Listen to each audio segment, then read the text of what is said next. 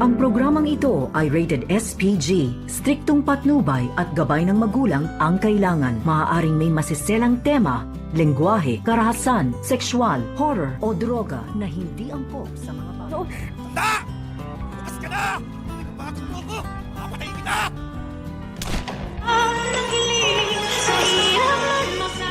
Narito na nga ang ating pagkabangan ngayong Martes sa abot kamay na pangarap. Sa wakas ay nakaligtas nga itong si Lynette dito sa humahabol ng mga magnanakaw.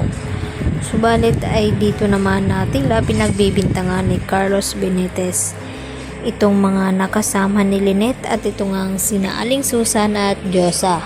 At dito niya nga na sinisisi ni Carlos kay Lynette na kung bakit daw sila nilooban. At dito nga na sinagot ni Lynette itong si Carlos na pinagbibintangan ba daw ang kanyang mga pamilya at hindi magagawa iyon ni Chang Susan at dito nga ni Diyosa. At tila unti-unti na ngang makikilala ni Lynette ang tunay na ugali ng kanyang asawa na si Carlos dahil saksi nga itong si Doc Katie na kung papaano iniwanan ni Carlos Benitez itong si Lynette sa gitna ng kapahamakan. At nang masalubong nga ni Harry itong kanyang ama at nagtanong ito kung nakita na ba daw niya itong si Lynette, ang sagot nga dito ni Carlos ay hindi pa. At nagsisinungaling nga itong si Carlos dito sa kanyang anak na si Harry.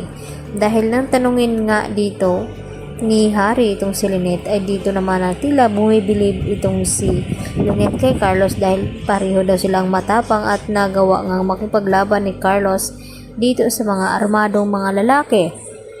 Kaya naisip dito ni Harry na bakit naman magsisinungaling itong si Carlos sa kanya. Ano nga ba ang tunay na tinatago ni Carlos sa kanila?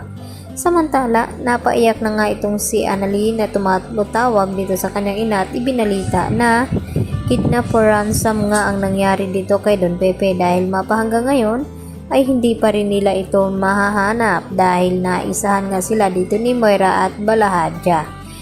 At ito namang si Zoe ay tila naawa naman siya dito kay Don Pepe kaya nagawa niya itong tanggalan ng tali nang sa ganon ay magamot ni Zoe itong mga pasa na naidulot dito ni Balahadja kay Don Pepe.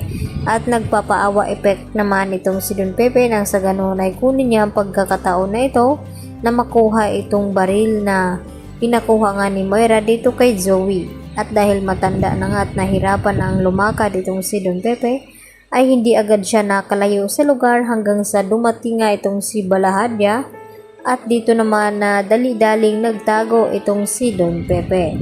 At dito na nasalubong ni Zoe itong si Balahadja at binantaan na sana raw ay huwag saktan itong kanyang lolo dahil sa matanda na nga ito. At dito naman na hindi may pangako ni Balahadja dito kay Zoe at sa gitna nga ng kanilang paghahanap dahil may dalangang baril itong si Don Pepe ay dito naman niya na mapipilitang gamitin dahil nagbanta itong si Balahadja na kapag makita daw itong si Don Pepe ay hindi daw siya mag-atubiling paslangin ito. Kaya bago maunahan itong si Don Pepe ay nauna na nga siyang pumutok at dito naman na hindi sinasadya na natamaan itong si Zoe at itong si Balahadja.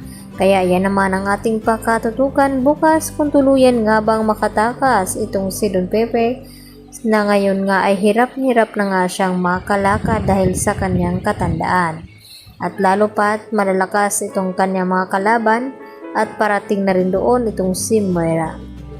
At ikakagulat nila nang mayroong natamaan sa baril dito na hawak ni Don Pepe at walang iba kundi itong si Zoe. Yan po ang aking karagdagang latest update mga kapuso at yan lang po ang ating patuloy na pakaabangan bukas. Dito lamang yan sa abot kamay na pangarap. Yan lang po at marami pong salamat hanggang sa muli. Bye bye!